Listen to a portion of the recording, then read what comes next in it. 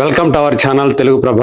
నేను మీ జర్నలిస్ట్ యజ్ఞమూర్తి. వృషకర్మ కాస్త వెరైటీగా విచిత్రంగా కనిపిస్తున్నటువంటి టైటిల్. నాగ చైతన్య నటిస్తున్నటువంటి సినిమా ప్రేక్షకుల్లో ఎలా ఉందే కానీ ఈ సినిమా మీద ఇండస్ట్రీ వర్గాల్లో మాత్రం విపరీతమైనటువంటి అంచనాలు ఉన్నాయి. ఎందుకంటే ఇండస్ట్రీ సర్కిల్స్లో ఈ సినిమా గురించి చాలా గొప్పగా చెప్పుకుంటూ ఉన్నారు. దానికి కారణం ఈ సినిమా దర్శకుడైనటువంటి కార్తీక్ దండు. ఇదివరకు అతను రూపొందించినటువంటి విరూపాక్ష సినిమా సాయి ధరమ్ తేజ్ కథానాయకుడిగా సంయుక్త మేనన్ని ఒక షాకింగ్ రోల్లో చూపిస్తూ తను రూపొందించినటువంటి సినిమా అది. అందులో పొసెసింగ్స్ ఇవన్నీ ఉంటాయి, అంటే ఆత్మలు ఆవహించడం, ఈ తరహా సన్నివేశాలతోటి క్లైమాక్స్ అతను రూపొందించిన విధానం విరూపాక్షలో అందరికీ కూడా ఒళ్ళు జలధరించిపోతుంది. అలాగే ఒక షాకింగ్ ట్విస్ట్ కూడా హీరోయిన్ క్యారెక్టర్లో ఉండటంతో ఆ సినిమా బ్లాక్ బస్టర్ హిట్ అయ్యి కార్తీక్ దండు పేరుని అందరి నోట నానేలా చేసింది ఆ టైంలో. సో దాని తర్వాత అతను చెప్పినటువంటి కథ నచ్చి నాగ చైతన్య వృషకర్మ అనేటువంటి ఈ సినిమాని చేయటానికి ఒప్పుకున్నాడు. సో తండేల్ లాంటి బ్లాక్ బస్టర్ హిట్ తర్వాత నాగ చైతన్య చేస్తున్నటువంటి సినిమా కావటంతో వృషకర్మ మీద కూడా అంచనాలు అలాగే క్రమక్రమంగా పెరుగుతూ ఉన్నాయి.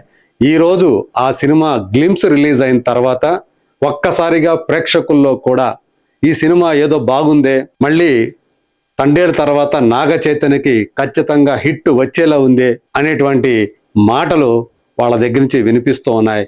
ఈరోజు ఈ సినిమా గ్లిమ్స్ని ప్రసాద్ మల్టీప్లెక్స్లో ఉన్నటువంటి బిగ్ స్క్రీన్ PCX స్క్రీన్ మీద ప్రదర్శించినప్పుడు అందరూ కూడా అలాగే కళ్ళప్పగించి చూస్తూ ఉండిపోయారు. ఆ విజువల్స్ కానీ ఆ BGM కానీ అలాగే అందులో వచ్చేటువంటి షార్ట్స్ ఏవైతే ఉన్నాయో, ఒక గబ్బిలం ఒక వ్యక్తి అలా లోపల నుంచి ఛాతీ మీదుగా గొంతులోంచి బయటకు వచ్చి వెళ్ళి తన టార్గెట్ ఏదైతే ఉందో దాన్ని చంపేసేటువంటి ఆ టార్గెట్ అంటే ఆ వ్యక్తిని చంపేసేటువంటి ఆ సీను చూస్తే ఒళ్ళు జలధరించిపోయింది.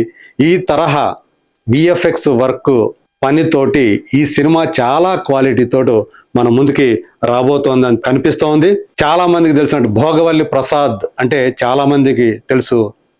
ఆయన ప్రొడ్యూస్ చేసినట్టు ఆయన వాళ్ళ అబ్బాయి బాపినుడు వాళ్ళిద్దరూ ప్రొడ్యూస్ చేసినటువంటి సినిమా ఇది. సో ఏదైతే ఈ గ్లిమ్స్ వచ్చిందో ఇందులో అజనీష్ లోక్నాథ్ కన్నడ మ్యూజిక్ డైరెక్టర్ అజనీష్ లోక్నాథ్ అతను అందించినటువంటి RR తోటి ఆ గ్లిమ్స్ అంతా కూడా మనకు ఆ ఫీల్ ఆ ఎమోషన్ అనేది క్యారీ అయ్యింది. సో మరోసారి విరూపాక్ష తరహాలోనే ఇందులో భూతాలు ఆత్మలు అలాగే దానికి ఒక పౌరాణిక టచ్ వీటన్నిటితో కార్తీక్ దండు వృషకర్మను తీశాడని చెప్పేసి మనకి అర్థమవుతుంది. ఇక విజువల్స్ గురించి మనం మాట్లాడుకుంటున్నాం. ఈ సినిమాకి విజువల్స్ ఇచ్చింది రగుల్ డి హెరైన్. సో అతను ఒక అంటే మన తెలుగులో ఇదివరకు ఏం చేశాడో నాకైతే గుర్తులేదు కానీ బట్ విజువల్ పరంగా చూసినప్పుడు ఆ VFX కరెక్ట్గా మ్యాచ్ అయ్యేట్టు అతను చేసినటువంటి ఆ మ్యాజిక్ కెమెరా మ్యాజిక్ మాత్రం సూపర్ అని చెప్పాలి. సో సుకుమార్ రైటింగ్స్ కూడా ఈ సినిమాకి ఒక సపోర్ట్గా నిలిచింది. ఎందుకంటే కార్తీక్ దండు సుకుమార్ శిష్యుడు కాబట్టి నాగ చైతన్య సో అంటే ఇందులో విలన్ చూస్తే భారీ ఆకారంతో అట్లా ఉండేటువంటి వాడు కాదు. అతను బాలీవుడ్ నుంచి తీసుకొచ్చారు. చాలా షార్ట్గా కనిపిస్తాడు కానీ నటన పరంగా చూస్తే ఒళ్ళంతా కూడా కంపించిపోయేలాగా భయం కలిగేలా అతను ఆ నటించినటువంటి విధానం ఆ గ్లిమ్స్ చూస్తే మనకి అర్థమైపోతుంది. అతని తోటి ఆ శక్తితోటి నాగ చైతన్య ఎలా ఢీకొట్టి విజయం సాధించాడు.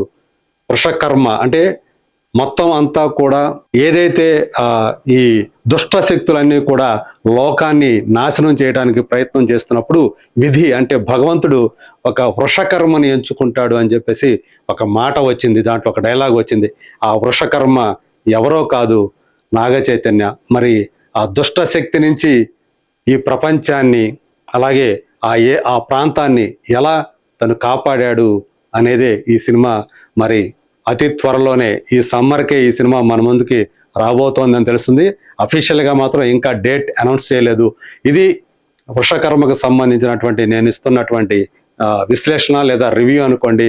ఖచ్చితంగా నాకైతే ఈ గ్లిమ్స్ చూసిన తర్వాత కార్తీక్ దండు నాగ చైతన్య తోటి మరో మ్యాజిక్ చేయబోతున్నాడు బాక్స్ ఆఫీస్ దగ్గర. ఖచ్చితంగా అది బ్లాక్ బస్టర్ హిట్ అవటం ఖాయము అనేటువంటి అభిప్రాయం నాకైతే కలిగింది.